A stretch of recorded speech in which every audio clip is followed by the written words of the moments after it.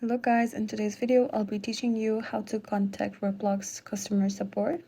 As you can see in this image, there is a Roblox support ticket created, and this ticket is available for anyone who writes a complaint on the customer support portal, and you'll be given a serial number, and this is an automated machine generated email, but after a few days you will receive another email that will solve your problems. You will receive an email like this, which will have a proper explanation of your problem and how to solve it properly. As you can see here, your own serial number is used. So this is how you can get customer service from Roblox. Obviously, you need to wait a full few days, but after you do so, they will reply to you personally and using your serial number.